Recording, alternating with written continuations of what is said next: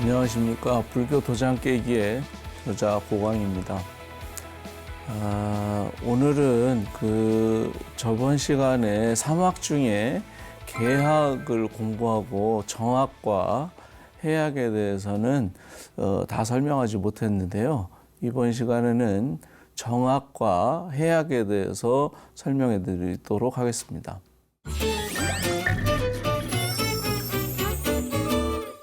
먼저 계정의 삼학은 세 가지를 배워야 한다 그랬죠. 그래서 배울학자를 씁니다. 그래서 기존에는 계를 지켜야 된다는 데에 대해서 사람들이 깊은 강박관념을 가지고 있었죠. 그러다 보니까 오히려 계가 개인의 삶을 잡아먹는 경우도 많이 생기게 됐는데요.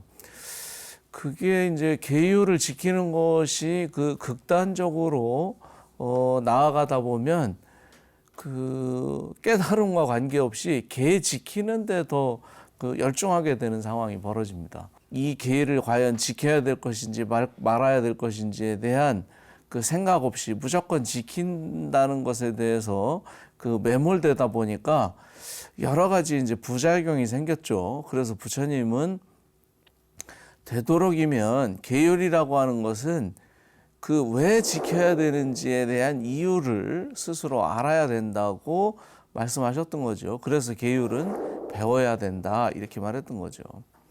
그러면 부처님이 이제 정학이라고 말했을 때 계정의 정학을 말할 때는 이 선정도 배워야 된다고 말씀하셨죠. 왜 선정을 배워야 할까? 이 말 속에 선정을 어떻게 생각했는지에 대한 답이 나와 있다고 볼 수 있어요. 우선 그러면 선정이라고 번역된 정자를 한문으로 한번 보면 진면자 밑에 똑바를 정자를 붙여놓은 글자가 선정할 때의 정자인데요. 이 글자의 뜻은 정하다, 바로 잡다 또는 평정하다 뭐 이런 뜻으로 쓰이는 글자예요. 그래서 사실은 이제 여기 밑에 올바를 정자로 쓰여 있는 그것은 발지자에다가 한일자가 결합한 모습으로요. 갑골문에는 갑골문에 이제 있는 정자를 보면 발지자 멈출 지자 앞에 네모난 모양의 성이 그려져 있었어요. 그래서 이제 성을 정벌하러 가는 모습으로 쓰였던 글자입니다. 그래서 명분이 정당하다 뭐 이런 의미로 쓰였죠. 그런데 이 선정은 인도 원어에서는 사마디가 이제 선정의 원어입니다. 근데 사마디는 삼마제라고도 번역되고 또는 삼마지라고도 번역돼 있어요. 그다음에 이 뜻으로 번역한 것은 정이라든지 등지, 정수, 조직정, 정심행처 등으로 뜻을 번역하기도 했어요. 근데 이 사마디라고 쓰이고 있는 이 삼매는 삼매의 어원을 보면 본래 대상과 내가 정신적으로 일치되는 상태를 삼매라고 부릅니다. 그러니까 우리도 뭐 그런 말 많이 하죠. 독서 삼매를 한다든지 무슨 뭐 걸어갈 때 삼매를 한다든지 아니면은 밥 먹을 때 아주 밥만 먹으면 쟤는 삼매에 빠져서 가지고 뭐 한다든지 뭐 이런 식의 말을 많이 써요. 그래서 삼매라는 말은 어떤 대상과 내가 하나로 연결되는 듯한 느낌을 받는 것, 그런 것을 이제 삼매라고 여겼죠. 그러면 이 삼매를 왜 해야 됐을까요? 이유가 있겠죠. 모든 수행에는 수행의 이유가 있습니다. 그냥 아무런 의미 없이 이제부터 저 대상과 내가 하나가 되면 좋겠지라고 생각하고서 삼매를 하는 게 아니에요. 그러니까 수행을 하게 되는 그런 이유가 있기 때문에 삼매를 하게 됐는데, 그러면 부처님 이전부터 삼매라고 하는 것은 이미 있었어요. 그 수행은. 근데 그들은 왜 그 수행을 해야만 했을까라는 것이 이해가 되어야만 부처님이 이 삼매를 배워야 한다고 한 의미를 이해할 수 있어요. 원래 삼매는 그 브라만 그 부처님이 그 깨닫기 이전에 그 인도 사회에서는 브라만과 아트만이 하나가 되는 것을 그 해탈 또는 열반으로 여겼기 때문에 그 브라만과 아트만이 하나가 되기 위해서는 여러 가지의 그 생각들이 있는데, 첫 번째 이렇게 생각할 수 있겠죠. 브라만이 원래 나뉘어 가지고 아트만으로서 모든 존재에 들어갔다고 말한다면, 그 아트만은 결국 브라만과 같은 신의 속성을 가지고 있기 때문에 모든 것을 다 완벽하게 처리하고 완전한 지혜가 있다고 볼 수 있겠죠. 그러면 그 완전한 지혜를 얻기 위해서는 어떻게 할까? 그 브라만과 원래의 그 브라만의 상태로 돌아가기 위한 방법이 없을까라는 생각을 하게 됐죠. 그래서 이제 두 그룹을 나눕니다. 하나의 그룹은 원래 브라만은 그냥 보기만 하는 자이지 그것을 느낄 수 없다고 생각했어요. 여러분들 이런 거 한번 생각해 볼 수 있지 않을까요? 여러분들 손가락이 손가락을 느낄 수 있나요? 아니면 눈이 눈을 느낄 수 있나요? 자기가 자기 눈을 볼 수 있나요? 못 보죠. 그것처럼 브라만은 이 내 몸속에 있어서 아트만으로 몸속으로 들어가 있기 때문에 그 브라만은 보기만 하는 속성을 가지고 있지 그 자신은 볼 수 없다는 거예요. 그러니까 그 브라만을 그 브라만을 확인하기 위한 방법으로는 내가 무언가를 보고 느끼고 있다면 보고 느끼고 있다는 것 자체가 브라만이 존재한다고 하는 증거로 제시됐죠. 그런 사람들은 무슨 얘기를 하냐면 늘 지금 보고 있지, 듣고 있지, 지금 냄새 맡고 있지. 그렇다고 하면 보는 자, 느끼는 자, 냄새 맡는 자가 있고 그가 바로 아트만이면서 그것이 결국 너의 본성이고 그것이 브라만과 같이 되게 됐을 때 그때 해탈한다. 그러니까 너의 자성이 브라만이라고 하는 사실을 깨닫는 순간 그것을 해탈이라고 여겼죠.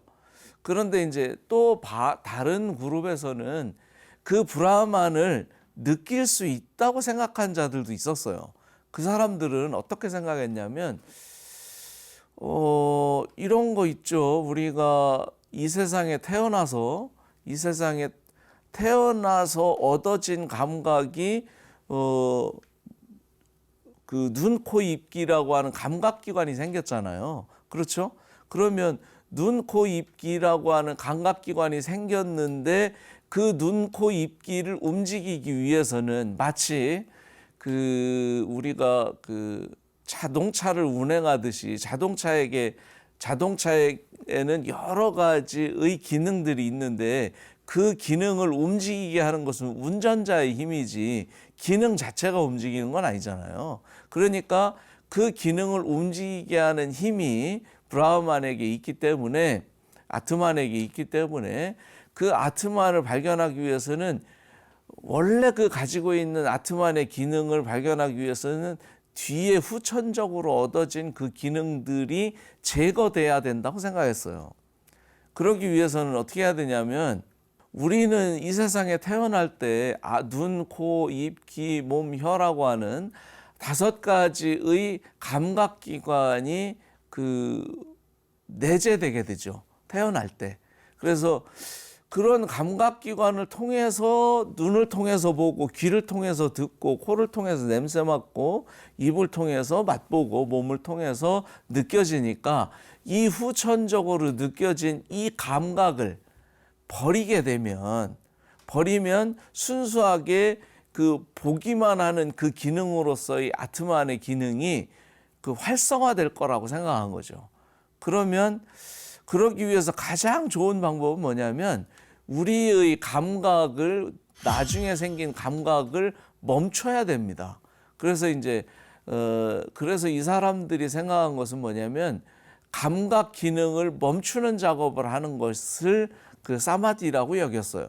그러니까 예를 들면 우리가 어떤 하나의 대상에 눈을 계속 두고 있으면 그 대상과 나만 딱 하나로 되는 상태가 됩니다. 여러분들 혹시 요즘에는 이제 캠핑 같은 거 많이 하고 그러니까 사람들이 이렇게 불 펴놓고 그 불만 계속 쳐다보면서 불멍한다는 얘기 들어보셨죠? 그런 이제 불멍하다 보면 어때요? 불을 쳐다보고 있으면 계속 시간이 몇 시간이 지나갔는지도 모르게 그냥 쑥 지나가 버려요. 그렇게 그 대상과 하나가 되는 그런 상태를 삼매라고 말했던 거죠.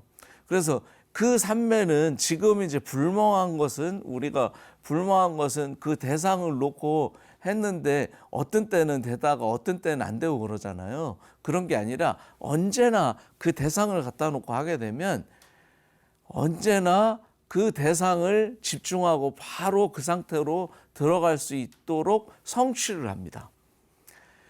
그것을 이제 초선이라고 불러요. 그래서 대상과 하나가 되는 것을 하게 되면 무슨 일이 벌어지냐면 우리 감각이 모두 다 차단되고 그것과 하나가 돼요. 그래서 그것하고 보는 자와 보는 대상만 남게 돼요. 그랬을 때 그것을 삼매라고 부르는 거죠. 그러면 이 삼매를 가지고 뭘 하냐면 이렇게 대상을 놓고 집중하던 삼매에서 그 대상을 이제 치웁니다. 그러면 그 대상을 통해서 익혔던 이미지를 가지고 그 머릿속에 있는 그 이미지와 내 마음이 하나가 돼서 보는 마음하고 그 이미지만 딱 남아요. 그러면 이렇게 됐을 때를 요거를 이선이라고 불러요. 그럼 외부 대상이 사라진 상태에서 머릿속에 있는 대상만으로 삼매를 취했기 때문에 그 삼매에서도 역시 아트만이 드러난 건 아니죠. 아트만에 다가가긴 했지만. 그래서 이렇게 그 대상과 하나가 됐을 때 얻어지는 기쁨과 즐거움으로부터 벗어나기 위해서 삼선에서 기쁨과 즐거움을 버리게 돼요. 그러면 이 버린 상태에서 다시 이 집중하는 것 자체도 기쁨과 즐거움이라고 하는 그 집중 자체도 사선에서 완전히 버리게 되면 그렇게 되면은 내가 대상에 집중하는 게 아니죠. 어떤 대상에 집중하는 게 아니기 때문에 그러면 내 속에 있는 아트만만 드러난다고 볼 수 있잖아요.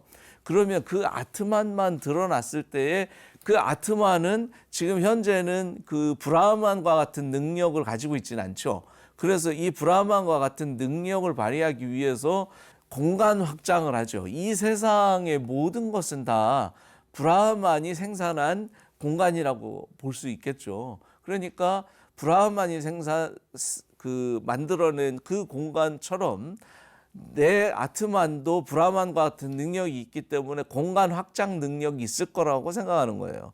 그래서 자기의 생각을 쭉 확장시켜서 하는 것을 이제 공무변처라고 말하죠. 그래서 이것이 이제 잘 되고 나면 그 다음에 식무변처를 하죠. 인식 확장을 또 해서 알고 있는 그런 것들을 다 하고 또 그다음에 이것의 소유 관계를 하는 무소유처하고 그다음에 비상 비비상처라고 해서 인식하는 자와 인식 대상이 따로 구분되지 않는 상태까지 가요.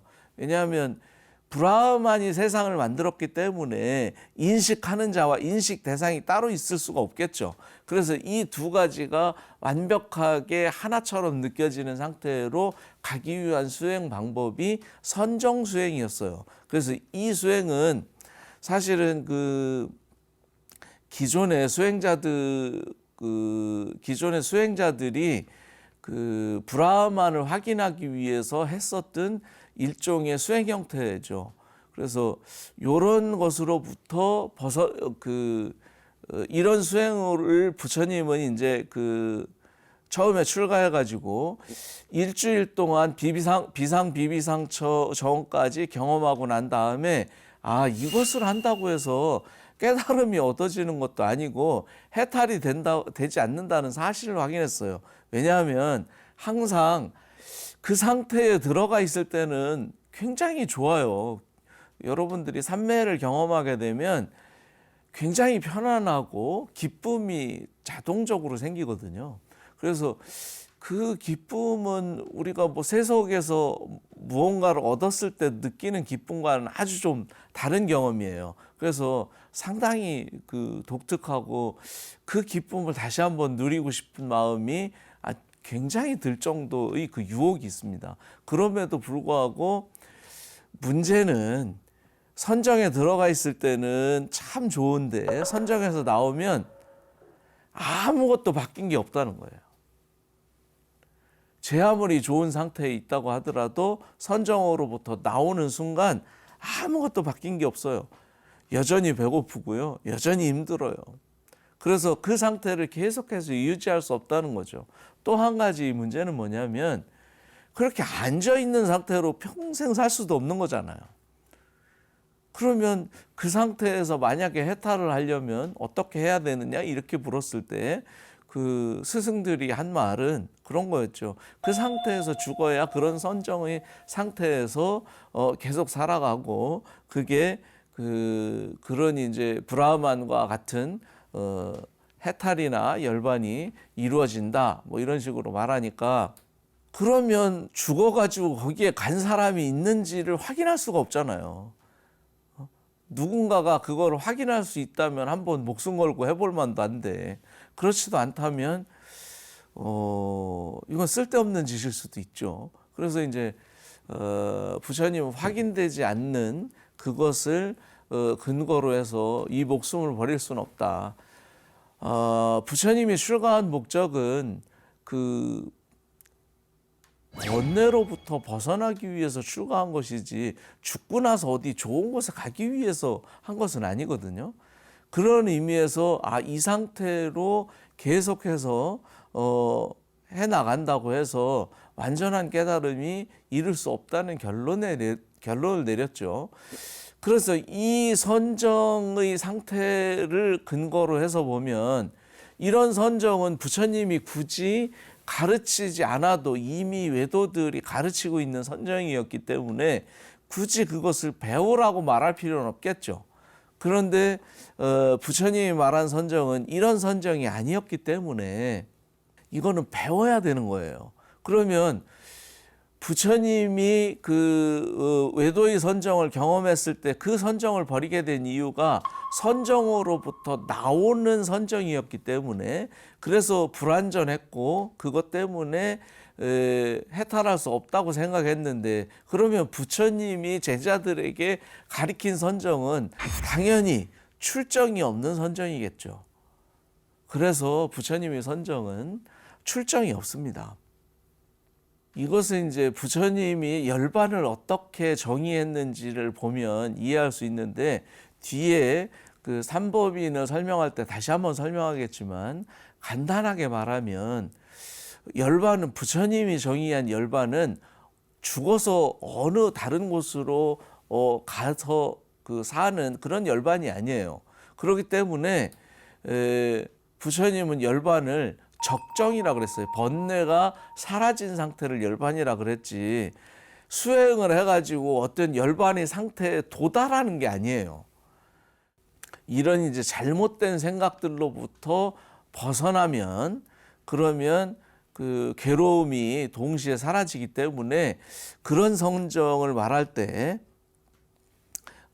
부처님이 선정이라고 말할 수 있죠. 그래서 이제 그러면 시다르타가 처음에 출가해서 이제 배웠던 선정들을 선정에는 여러 종류들이 많이 있는데요. 첫 번째 이제 스승으로부터 배웠던 선정은 뭐냐면 박가와라고 하는 스승으로부터 배웠는데 여기 이제 사실 박가와라고 돼 있지만은 이게 이제 바가완이라는 뜻인데요. 바가완이 뭐냐면 우리가 세존이라고 부르는 게 이제 바가완이라는 뜻입니다. 그래서 세존은 그 당시에 유명했던 스승들은 대부분 바가완이라고 불렀어요. 그러니까 부처님도 여러 유명한 스승들과 같은 그런 의미였기 때문에 세상에서 존귀하신 분 이런 뜻으로 바가와라고 불렀고, 부처님 이전에도 이미 세존이라고 불렸던 사람들이 많았죠. 그러니까 선정 수행이거나 또는 고행주의 수행을 통해서 그들이 스승으로서 존경받았던 사람들이 바가와였죠. 그래서 이런 세존으로부터 바가완이라고 하는 그런 바가와로부터 고행주의를 제일 먼저 배웠습니다. 출가해서. 그들은 이제 왜 고행주의를 했냐면 이 세상에 우리가 괴로운 이유가 업 때문에 괴롭다고 생각한 거예요. 세상에는 선업이 있고 악업이 있는데 우리는 선업을 많이 지으면 그 선업 때문에 그 결과로 즐거워질 것이라고 생각하고, 또 그다음에 악업을 많이 지으면 그 결과로 우리는 괴롭다고 생각했어요. 그러면 이런 거 생각해 볼 수 있지 않을까요? 우리는 살면서 선업도 짓고 악업도 짓는데 악업을 그냥 알아서 올 때까지 기다리지 않고 미리 내가 지어놓은 악업들을 미리 땡겨서 받는다면, 어차피 괴로움으로 받아야 될 것이라면 스스로를 괴롭혀서 그 괴로움을 미리 받는다면 즐거움만 남겠죠. 그런 방식으로 생각했던 거예요. 그래서 그들이 생각했었던 열반이나 해탈은 악업을 다 소멸하고 선업만 남겨서 앞으로의 삶은 즐거운 삶으로만 이어가겠다, 이런 생각을 가졌던 거죠. 그런 것들이 이제 고행주의자들의 생각이었죠. 부처님은 한 사람이 아니라 많은 사람들을 찾아다니면서 그들과 담론을 하고 그것이 옳은지 그른지 그들의 수행도 따라해보고 했겠죠.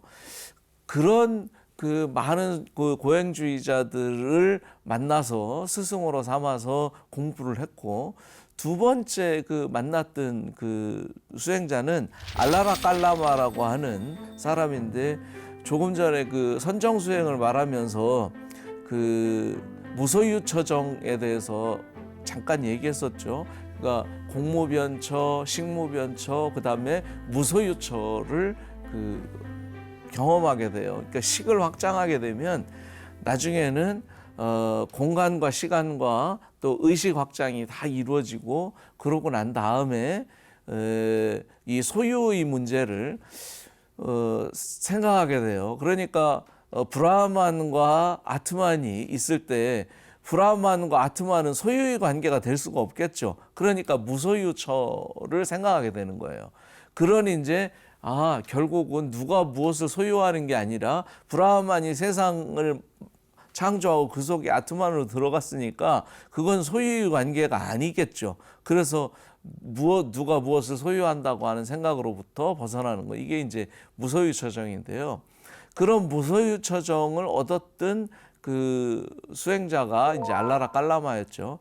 이분에게 무소유처정을 3일 만에 무소유처정을 똑같이 얻게 돼요. 그 다음에 이분이 스승이었던 이제 우타카라마푸타라는 사람으로 소개를 받아가지고 이분에게 가서 비상비비상 처정을 얻거든요. 그럼에도 불구하고 여전히 선정으로부터 나오게 되면 괴로워지는 상태가 됐기 때문에 이 두 스승을 결국 버리고 독자적인 수행을 하게 됩니다. 근데 이 수행에서 이제 그 당시에 가장 핫했던 스승이 이 알라라 깔라마나 이런 스승도 있었지만, 아마 이 선정 수행자들을 떠나고 나서 6년 동안 했던 수행은 아마 그 당시에 유행을 했었던 그 지금의 이제 자인교, 자인화교의 원료라고 볼 수 있는 그 사람들이 했었던 그 수행을 그 아마 했었던 것 같아요. 그래서 그런 여러 가지 수행들을 다 섭렵하고 난 후에 부처님이 내린 결론은 이런 고행이나 또는 선정 수행을 통해서 깨달음을 얻을 수 없다는 사실을 그 이해하게 되죠. 그래서 부처님은 이 양극단의 고행주의나 선정주의라고 하는 양극단의 선정 수행을 다 버리고 자신만의 독특한 수행을 하고 마지막에 그 최후의 깨달음을 얻었을 때는 사유하는 방법으로 깨달음을 얻었기 때문에 그런 그 선정주의를 버리라고 했죠. 그러니까 부처님이 가르친 선정은 배워야 될 선정이었던 거예요. 그래서 그 선정을 어떻게 배워야 되느냐 따지고 보면 그 방법으로 제시됐던 게 정견과 정사유로 대변되는 팔정도라고 말할 수 있습니다. 그러니까 우리가 배워야 될 수행은 팔정도를 배워야 되는 거죠. 근데 우리는 사실 수행을 한다고 말하면서 팔정도로 수행하는 사람은 보지 못했던 것 같아요. 저 자신도 한 번도 팔정도로 수행을 해야 된다고 생각해 본 적도 없었고, 그 다음에 제 주위에 팔정도를 수행이라고 가리킨 사람이 없었던 것 같아요. 물론 교학을 배울 때는 팔정도가 깨달음에 이르는 길이라고 배우긴 했지만 아무도 그걸 가지고 수행이라고 생각해서 팔정도를 가르쳐 준 사람은 없었던 것 같아요. 근데 부처님은 경전을 읽어보면 처음부터 끝까지 팔정도가 유일하게 해탈할 수 있는 길이고 깨달음에 이르는 길이라고 설명하고 계세요. 그렇기 때문에 수정주의자들이 했던 그 선정과 다르기 때문에 부처님은 이 선정을 배워야 된다 이렇게 말했던 거죠. 부처님 경전에 보면 구차재정이라든지 파레탈이라든지 이런 선정의 상태에 대해서 설명하시는 부분이 있는데요. 외도들이 그 설명한 구차재정이나 파레탈의 개념과 부처님이 설명하는 그 구차재정은 용어는 같지만 내용이 다릅니다. 그래서 설명하는 것도 그 외도의 그 선정과 그 다음에 부처님의 선정은 그 설명하는 방식 자체가 달라요. 근데 그것을 이해해야만 부처님 경전이 올바로 읽어지지, 그렇지 않으면 제대로 이해할 수 없는 문제가 생기죠. 그래서 이 정도로 그 왜 우리가 선정을 배워야 되는지에 대해서 대충 설명했습니다. 그러면 이번에는 이제 지혜에 대해서도 한번 공부해 볼 필요가 있는데요. 부처님은 지혜도 배워야 된다 그랬어요. 그러면 이제 지혜가 무엇인지를 알아야 되겠죠. 지혜는 사실 이제 빗자루를 그린 그 해자 밑에 그 마음심자가 결합한 글자인데요. 빗자루로 마음에 있는 그 때들을 싹 그 쓸어낸다 뭐 이런 의미로 쓰였다고 볼 수 있겠죠.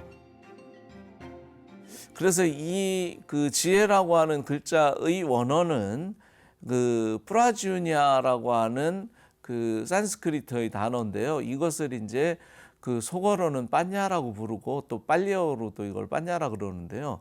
그 빠냐를 번역할 때 음사해서 바냐라고 음역을 했고, 또 그다음에 그 뜻을 번역해서는 지혜라고 번역했어요. 선악과 그다음에 무기라고 하는 개념을 같이 붙여가지고 선과 악의 중간쯤을 무기라고 생각하는데 그게 아니라 지혜는 사실에 근거한 생각을 하는 것을 이제 지혜라고 말할 수 있고, 최상의 깨달음을 얻은 그 지혜를 특별히 부처님은 빠냐라고 불렀어요. 그래서 그 빠냐의 그 정의는 보면 사성제를 아는 것이 그 지혜라고 말할 수 있어요. 우리는 뭐 지혜라고 하는 게 여러 가지 있을 수 있죠. 예를 들면 걸어가는 것보다 자전거 타고 가는 것이 훨씬 더 지혜로운 일이기도 하고요. 자전거를 타고 가는 것보다는 자동차를 타고 가는 일이 훨씬 더 지혜로운 일이라고 볼 수 있겠죠. 그래서 우리에게는 지혜라는 것은 우리 일상생활에 굉장히 여러 가지로 드러나지만 실제적인 지혜는, 부처님이 말하는 지혜는 우리가 생각하는 그런 지혜와는 좀 차원이 다르다. 그래서 부처님은 자신이 그 지혜를 그 사성제를 아는 것, 이것이라고 정의 내렸죠. 사성제는 부처님이 깨달은 최고의 진리이기 때문에 이 진리를 아는 것만을 부처님이 프라주냐라고 부른 것이지, 지혜라고 부른 것이지, 우리가 일반적으로 일상생활에서 얻어지는 특별한 지혜, 그런 것들을 가리키는 말은 아니라는 거예요. 그렇기 때문에 그 최고의 깨달음으로 나아가는 그 지혜는 따로 배워야 되는 거예요. 배우지 않으면 죽을 때까지 그 지혜에 간다는 보장이 있을 수 없습니다. 만약에 그냥 굳이 배우지 않고도 이 지혜를 얻을 수 있는 일이라면 부처님이 굳이 가르칠 필요도 없었겠죠. 아니, 스스로 얻을 수 있는데 굳이 뭘 가르쳐야 될 이유가 없잖아요. 브라만과 아트만이 하나가 되는 것도 그들이 말하는 최상의 지혜일 거예요. 그 다음에 또는 그 유물론자들은 사대로 이루어졌다고 하는 생각, 이 세상의 모든 것은 지수화풍 사대로 이루어져 있다고 하는 그 생각도 그들이 관점에서 바라보면 굉장한 지혜라고 볼 수 있습니다. 그러나 부처님이 말하는 그 지혜는 그 의미가 다르죠. 왜냐하면 그들이 말했던 그 지혜들은 사실은 추측에 의한 지혜이지 사실에 근거한 지혜는 아니거든요. 그렇기 때문에 다시 말하면 추측에 의지한 지혜는 주장에 가깝고 그것을 진리라고 말할 수 없다는 거예요. 그런데 비해서 부처님은 사실에 근거한 것만을 말하기 때문에 그것은 지혜라고 말할 수 있죠. 그러면 무엇을 사실에 근거하고 있느냐? 부처님이 사실에 근거해서 말한 것은 기존의 생각들은 보면 대부분 시간이나 공간이라고 하는 것을 지혜의 근거로 삼았어요. 그러니까 우리가 존재하고 있는 모든 것들은 시간적으로 존재하거나 공간 위에 존재한다는 생각 위에서 이루어진 생각들이죠. 그렇게 해서 결론 낸 것들이에요. 달리 말하면 브라만과 아트만이라고 하는 개념도 결국은 존재한다는 생각 위에서 시작된 거죠. 브라만도 결국 존재하는 거니까요. 스스로 존재하든 누가 만들어서 존재하든 결국 다 존재하는 거니까. 또 사대로 존재하는 것도 역시 마찬가지입니다. 지수화풍으로 이루어져 있다고 하는 그 존재들도 결국은 따지고 보면 다 존재라는 생각 위에 있는 것들이에요. 그 존재라고 하는 생각 위에 있는 그 생각들은 결국 이 존재의 근거가 시간적으로 존재하거나 공간적으로 존재한다는 생각 위에 있는 거죠. 시간과 공간이 우리 감각기관에 걸리지 않기 때문에 이것을 존재의 근거로 설명할 수 없다는 거예요. 만약에 시간과 공간을 존재의 근거로 설명하게 되면 끝끝내 증명할 수 없는 문제가 생깁니다. 시간이 우리 눈, 코, 입기로 들어온 적이 없고요. 공간도 우리 눈, 코, 입기에 걸린 적이 없기 때문에 이것을 끝내 증명할 수 없습니다. 그냥 우리는 이것을 원래 그런 거야. 이것은 세상에 원래 그런 거기 때문에 그런 진리야. 이런 것을 우리는 보통 일반적으로 공리라는 말로 시작을 합니다. 그래서 이거는 그냥 원래 그런 거야. 부터 시작하는 거예요. 그것이 증명된 적이 없어요. 그렇기 때문에 이런 문제들이 해결되지 않은 상태에서 계속 그 위에 문제를 쌓고 있기 때문에 나중에 결국에는 결론이 항상 양쪽 갈래의 서로 상반된 의견들이 마주하게 됩니다. 그래서 우리가 이 적취설이라든지 또는 전변설이라든지 이 두 가지의 그 양극단에 서게 돼 있었던 거죠. 부처님이 경전은 늘 항상 보면 안이비설신의 색성양 미척법이라는 말로 늘 시작합니다. 너무 이상하지 않나요? 부처님의 경전이 의학서적이 아닙니다. 여러분들이 부처님 경전 이외에 다른 책들을 보세요. 이런 설명으로 시작되는 게 없어요. 우리가 가지고 있는 기본적인 개념 위에 그 무언가를 세워놓지 근원적으로 다 뒤집고 정말로 우리가 믿을 수 있는 것이 무엇이고 근거로 삼을 수 있는 것이 무엇인가를 다시 한번 생각해서 그 근거로부터 시작하는 것은 없었어요. 그렇기 때문에 부처님은 안이비설신이라고 하는 이 감각을 통해서 얻어지는 것, 그것은 신뢰할 수 있고 모든 생각의 출발은 거기서부터 시작돼야 된다는 거죠. 그런 의미에서 바라보면 무슨 문제가 생기냐면 그렇게 보면 여태까지는 우리가 존재가 사건을 벌였다고 생각해요. 존재가 사건을 벌였다고 생각하는데 사실은 알고 보면 사건을 보고 저 존재가 그런 사건을 벌였겠구나라고 생각했을 뿐이라는 거예요. 우리에게는 사건만 드러나고 있습니다. 우리가 존재가 태어나서 죽는다면 태어난 존재는 반드시 죽을 수밖에 없겠죠. 그러죠? 존재라면 반드시 태어나면 죽어야 돼요.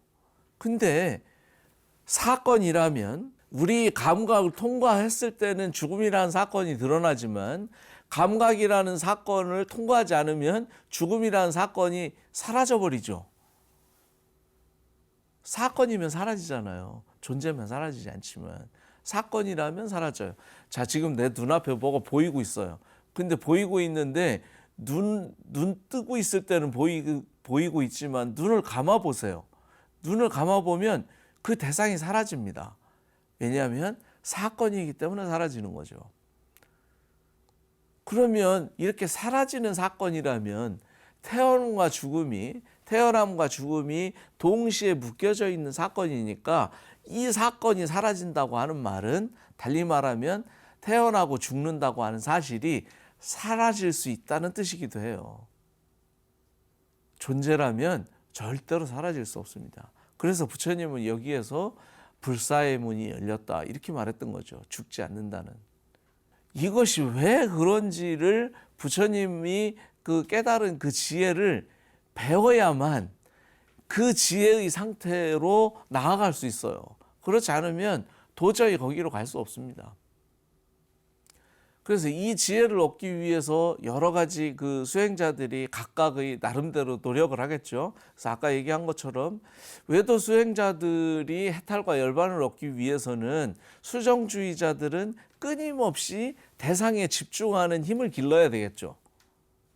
그렇죠. 그 다음에 고행주의자들에게는 이 고행을 감내하는 능력이 필요하거나 또 하나는 사대로 흩어져 있다고 하는 것을 지혜로 생각한다면 각각 그 대상들을 나누어서 해체해서 보는 능력을 길러야 하는 게 필요하겠죠. 그래서 이들에게는 관찰이 중요할 수 있습니다.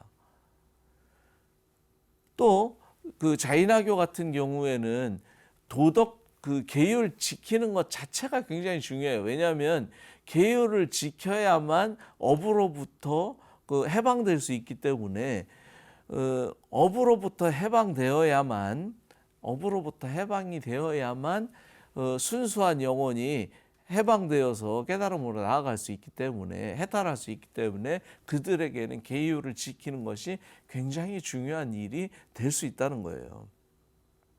그래서 이런 것처럼 그 깨달음을 얻는 데에는 굉장히 많은 일들이 필요한데 부처님이 말하는 지혜는 아까 얘기한 것처럼 반야바라밀이에요. 반야예요. 반야라고 하는 것은 완성되어야 되는 것이고요. 이 완성은 어떻게 완성되어야 되냐면 사성제를 배우고 이해해야 돼요. 그래서 사성제를 배우고 이해하면 12연기와 그 다음에 팔정도가 자연스럽게 드러납니다. 그러면 사성제와 팔정도를 통해서 우리가 얻을 수 있는 건 뭐냐? 존재가 아니고 사건이라는 사실을 이해하기 시작하게 돼요. 사성제와 팔정도를 배우면 이게 존재적인 문제가 아니고 사실은 사건을 보고 존재라고 우리가 잘못 생각하고 있었다고 하는 사실을 이해하게 됩니다. 부처님이 제시했던 해탈은 몸을 잘 관찰해서 얻어지는 해탈도 아니고요. 그 다음에 집중을 해서 얻어지는 해탈도 아닙니다. 그리고 몸을 엄청나게 애쓰고 노력해가지고 얻어지는 해탈도 아니에요. 부처님이 말하는 해탈은 정견에 의해서 올바른 견해로 올바르게 사유할 때 비로소 얻어지는 지혜인 거죠. 그래서 혹시 사람들이 이렇게 말할 수 있어요. 지혜가 뭐냐고. 이제 불교의 지혜를 스님들이 보면 이제 다른 강의나 이런 거 보면 스님들이 지혜의 정의에 대해서 굉장히 여러 가지로 막 말하고 그러는데요. 그거는 그 스님이 생각한 지혜이지 부처님이 설명한 지혜는 사성제와 팔정도 12연기를 이해하는 것, 그것이 지혜예요. 그러니까 정해져 있어요. 우리가 그 깨달음으로 불교에서 말하는 깨달음과 지혜는 정해져 있어요. 다른 지혜를 말할 수가 없고 그 지혜는 최상이 될 수가 없습니다. 이유는 항상 존재 위에 있는 거기 때문에 언제나 반대의 생각들이 함께 항상 드러난다는 거죠. 그래서 부처님이 깨달음은 사유를 통해서 올바르게 사유할 때 올바른 결론에 이르고 그러면 여태까지 내가 잘못 생각했다고 하는 사실을 깨닫게 돼요. 그 깨달음에 이르는 지혜만을 반야라고 부르는 거예요. 그렇기 때문에 개정의 그 해는 반드시 배워야 할 일이라는 거예요. 그러니까 배우지 않고 여러분들이 나 오늘부터 열심히 수행해가지고 깨달음을 얻어야지 이런다고 깨달을 수 없다는 거예요.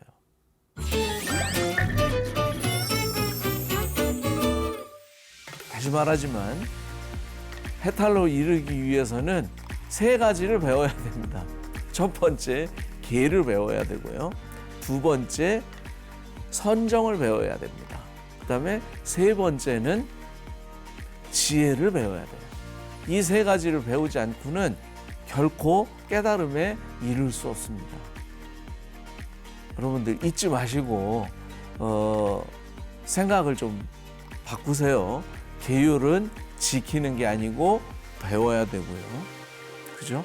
그 다음에 선정도 부처님이 말하는 선정을 따로 배워야 됩니다. 그 다음에 지혜도 부처님이 가르친 확실한 그 지혜를 배워야 성취할 수 있어요.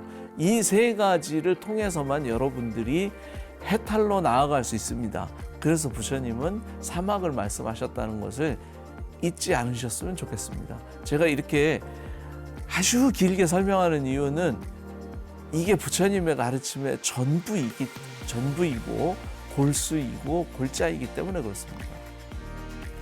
다른 것에 의지해서는 깨달음으로 나아갈 수 없습니다. 사막에 의지하시길 바랍니다. 자, 이것으로 오늘 강의를 마치도록 하겠습니다.